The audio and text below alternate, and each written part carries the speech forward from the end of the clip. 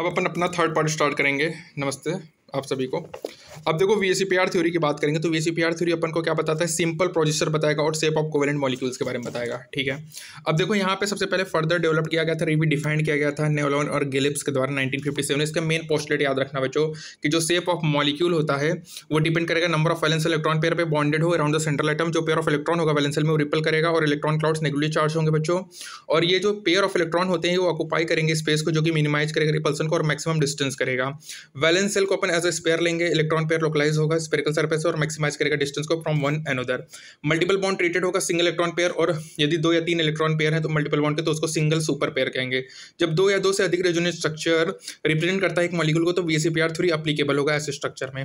Lone pair सबसे बड़ा, lone pair फिर बॉन्ड पेयर। अब याद रखना कि इसका रिजल्ट क्या होगा, जो लोन पेयर होता है इलेक्ट्रॉन्स मॉलिक्यूल में ऑक्यूपाई करेगा मोर स्पेस को as compare to the bonding pair of electron के कंपेरिजन में। अब यहाँ पे देखो, यहाँ पे 2 कंडीशन है। एक मॉलिक्यूल है जिसके अंदर सेंट्रल एटम के पास कोई भी लोन पेयर नहीं है, और दूसरे केस में मॉलिक्यूल है जिसमें सेंट्रल एटम के पास एक या एक से अधिक लोन पेयर भी है।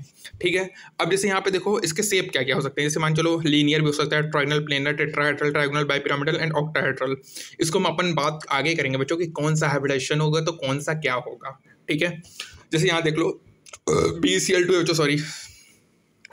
है 180 है, BF3 120 है, CH4 109.5 डिग्री है और PCl5 है 120 डिग्री है। जो वीएसीपीआर थ्योरी होता है वो एबल होता है प्रेडिक्ट करता है geometry of large number of molecules essentially the compound of p block element accurately. ठीक है, अब देखो यहाँ पे देखो ज्योमेट्री ऑफ मॉलिक्यूल्स है जिसमें सेंट्रल एटम के पास कोई भी लोन पेयर नहीं है। जैसे sp है लीनियर है, ठीक है, ट्रायंगुलर लोन पेयर sp2 है, ठीक है, पिरामिडल sp3 है और sp3d ट्रायंगुलर बाइपिरामिडल है, sp3d2 ऑक्टाहेड्रल है। अब यहाँ पे ऐसे मॉलिक्यूल हैं जिसके पास सेंट्रल एटम में एक या एक से अधिक लोन पेयर है बच्चों। जैसे बेंट हो गया ट्रायंगुलर प्लेनर का, ठीक है, ट्रायंगुलर बाइपिरामिडल हो गया, अमोनिया हो गया, पानी का बेंट शेप हो गया टेट्राहेड्रल में। इसी तरह देखो SF4 है, सीसॉ है, ClF3 टी शेप है, BrF5 स्क्वायर पिरामिडल है और XgF4 स्क्वायर प्लेनर है। ठीक है, इसी तरह देखो यहाँ पे भी एक बार तो पढ़ लेना, मेनली सब शेप के बारे में ही दिया है, यू कैन सी। अब बात करेंगे वीबीटी के बारे में। ठीक है, तो वीबीटी क्या था कि ये अपन को कोई भी पॉलीएटॉमिक मॉलिक्यूल्स के बारे में नहीं बताता है, और ये अपन को बताता है, क्या बताएगा बच्चों, ये अपन को मेनली बताता है कि कैसे, ठीक है, ये अपन को मेनली क्या बताएगा कि ये हमको एक्सप्लेन करेगा फॉर्मेशन ऑफ केमिकल बॉन्ड्स के बारे में। ये अपन को कोई भी पॉलीएटॉमिक मॉलिक्यूल्स के बारे में नहीं बताता। ये अपन को geometry of shape of molecules के बारे में बताएगा, लेकिन क्या होगा, इसके भी कुछ लिमिटेड एप्लीकेशन है। वैलेंस बॉन्ड थ्योरी इंट्रोड्यूस किया था हेडलर और लंडन के द्वारा, ठीक है, और पॉलिंग ने भी मदद किया था। जो वैलेंस बॉन्ड थ्योरी होता है ये बेस्ड होता है बच्चों नॉलेज ऑफ एटॉमिक ऑर्बिटल्स में, इलेक्ट्रॉनिक कॉन्ट्रीब्यूशन ऑफ एलिमेंट्स में, overlapping criteria of atomic orbitals में, हाइब्रिडेशन ऑफ एटॉमिक ऑर्बिटल्स में और प्रिंसिपल ऑफ वेरिएशन एंड सुपरपोजिशंस में। वैलेंस बॉन्ड थ्योरी डिस्कस किया गया था इन terms of qualitative and not mathematical treatment only. ठीक है, अब यहाँ पे अट्रैक्टिव फोर्स होगा 2 न्यूक्लियस और 1 इलेक्ट्रॉन के बीच में अट्रैक्टिव फोर्स होगा, 2 इलेक्ट्रॉन्स के बीच में क्या होता है बच्चों, रिपल्सिव फोर्स होता है। लेकिन अट्रैक्टिव फोर्स क्या होगा, वो 2 एटम्स को पास लाएगा और रिपल्सिव फोर्स उसको दूर भगाएगा।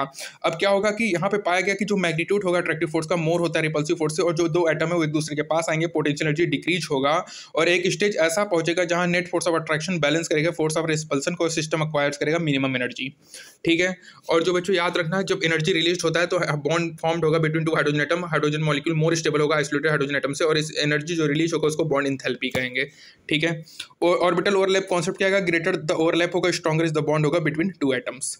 डायरेक्शनल प्रॉपर्टी में याद रखना एस हमारा डायरेक्शनल है, बाकी सब नॉन डायरेक्शनल भी होते हैं। वीबीटी अपन को एक्सप्लेन करेगा shape, formation and directional properties of bonds in polyatomic molecules जैसे CH4 NH3 और H2 में in terms of overlap and hybridisation of atomic orbitals.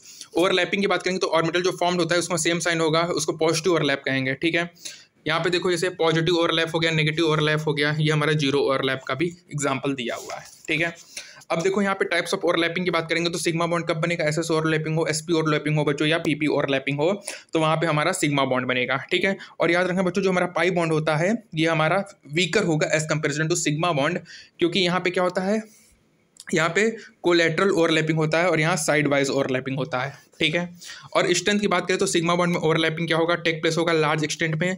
ठीक है, इसलिए स्ट्रॉन्गर होगा as compare to pi bond जहाँ पे एक्सटेंट ऑफ ओवरलैपिंग कम होगा। हाइब्रिडेशन की बात करें तो पॉलिंग ने इंट्रोड्यूस किया था कॉन्सेप्ट ऑफ हाइब्रिडेशन। इसके अकॉर्डिंग जब एटॉमिक ऑर्बिटल कंबाइन होते हैं तो new strength of equivalent orbital बनेगी, इसको हाइब्रिड ऑर्बिटल कहेंगे। और जो प्रोसेस ऑफ इंटरमिक्सिंग होता है वो स्लाइटली डिफरेंट एनर्जी को डिस्ट्रीब्यूट करेगा, फॉर्मेशन अपनी सेट ऑफ ऑर्बिटल होगा जिसकी इक्विवेलेंट एनर्जी और शेप होगा। साइलेंट फीचर ऑफ हाइब्रिडेशन क्या होगा, जो नंबर ऑफ हाइब्रिड ऑर्बिटल होगा एटॉमिक ऑर्बिटल जो हाइब्रिडाइज्ड है उसके बराबर होगा, हाइब्रिड ऑर्बिटल ऑलवेज इक्विवेलेंट होगा एनर्जी और शेप में। हाइब्रिड ऑर्बिटल मोर इफेक्टिव होगा और स्टेबल बॉन्ड बनाएगा प्योर एटॉमिक ऑर्बिटल के कंपेरिजन में। और ये हाइब्रिड ऑर्बिटल इस तरह होंगे कि जो मिनिमम रिपल्सन हो और स्टेबल अरेंजमेंट हो, और ऐसे टाइप ऑफ ज्योमेट्री इंडिकेट करेगा ज्योमेट्री ऑफ मॉलिक्यूल्स के बारे में। इंपॉर्टेंट कंडीशन क्या है, हाइब्रिड ऑर्बिटल्स जो प्रेजेंट होंगे वैलेंस शेल में वो हाइब्रिडाइज होंगे, ऑर्बिटल अंडरगो हाइब्रिडेशन करेंगे जिसमें ऑलमोस्ट इक्वल एनर्जी होगा। Promotion of electron essential condition नहीं है और ये नेसेसरी नहीं है, केवल हाफ फील्ड ऑर्बिटल ही हाइब्रिडेशन में पार्टिसिपेट करे। कुछ केसेस में इवन फील्ड ऑर्बिटल और वैलेंस भी हाइब्रिडेशन में पार्टिसिपेट करेंगे। एसपी हाइब्रिडेशन की बात करें तो लीनियर ज्योमेट्री है, एसपी है, ठीक है, 50% एस कैरेक्टर है, 50% पी कैरेक्टर है। BeCl2 इसका एग्जांपल हो गया, ठीक है, जहाँ पे 180 डिग्री है, ठीक है। उसके बाद sp2 हाइब्रिडेशन है, स्क्वायर हमारा ट्रायंगुलर प्लेनर है, 120 बॉन्ड एंगल, इसे BeCl3 हो गया, ठीक है। उसके बाद देखो ज्योमेट्री है 120, sp3 में क्या होगा, हमारा 109 डिग्री होगा, टेट्राहेड्रल होगा, ठीक है। इसी तरह देखो हमारा अमोनिया की बात करें तो उसका बॉन्ड एंगल कितना होता है, ज्योमेट्री पिरामिडल होगा, बॉन्ड एंगल 107 डिग्री होगा। लेकिन अगर पानी की बात करें तो वी बेंट और एंगुलर होता है जिसका बॉन्ड एंगल 104.5 डिग्री होता है, ठीक है।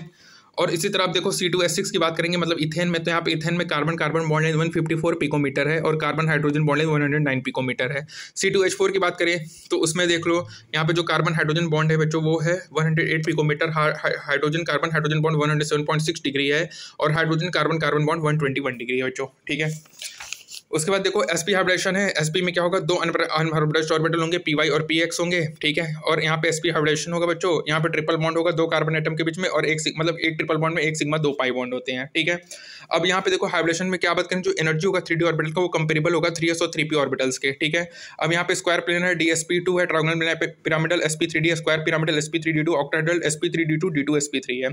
फॉर्मेशन ऑफ PCl5 की बात करेंगे तो sp3 हाइब्रिडेशन होगा, एक एक्सियल पोजीशन होता है, इक्वेटोरियल पोजीशन होता है। और ये नोट किया कि सभी बॉन्ड एंगल जो होंगे वो इक्विवेलेंट नहीं होंगे, 5 फास्फोरस क्लोरीन सिग्मा बॉन्ड होंगे जिसमें से 3 120 डिग्री इक्वेटोरियल है और 90 डिग्री एक्सियल है। और एक्सियल बॉन्ड सफर करता है मोर रिपल्सिव इंटरेक्शन फ्रॉम इक्वेटोरियल, और यहाँ पे एक्सियल बॉन्ड क्या होगा, स्लाइटली लॉन्गर होगा, स्लाइटली वीकर होगा इक्वेटोरियल से, जो कि PCl5 को मोर रिएक्टिव बनाएगा।